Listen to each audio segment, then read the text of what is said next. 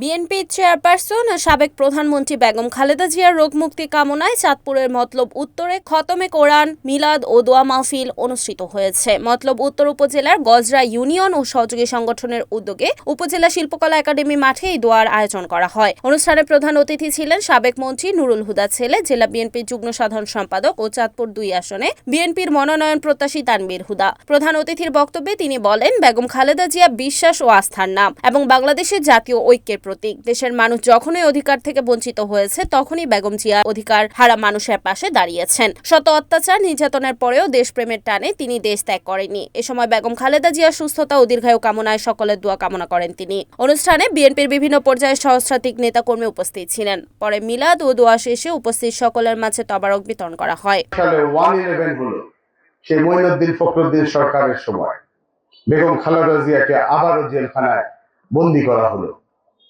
ওনাকে শর্ত দেওয়া হলো দেশের বাইরে চলে যাওয়ার জন্য। উনি বলছেন, না, বাংলাদেশের মানুষকে ছেড়ে আমি যাব না।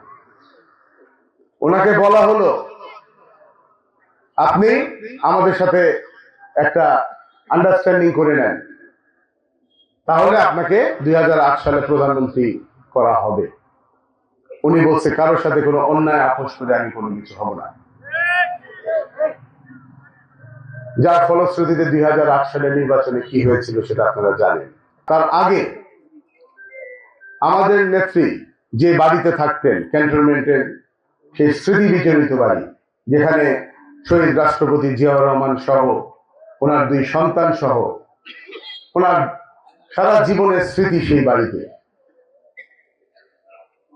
সেই বাড়ি থেকে ওনাকে নির্মম ভাবে ওনাকে বের করে দেওয়া হয়।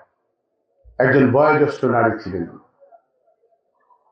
এবং কতটুকু অপমান করে, অপমানজনক ভাবে মিথ্যা অপবাদ দিয়ে বিভিন্ন রকম আমাদের নেত্রীকে তার স্মৃতি বিজড়িত সেই বাড়ি থেকে পর্যন্ত থাকতে দেয়নি শেখ হাসিনা।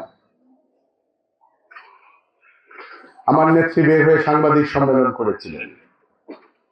উনি কাঁদছিলেন, চোখের পানি ফেলে আল্লাহর কাছে বিচার দিয়েছিলেন, বাংলাদেশের জনগণের কাছে বিচার দিয়েছিলেন। মনে আছে আপনাদের সেই কথা? তারপরে 2018 সালে ওনাকে আবারও একটি মিথ্যে মামলায়।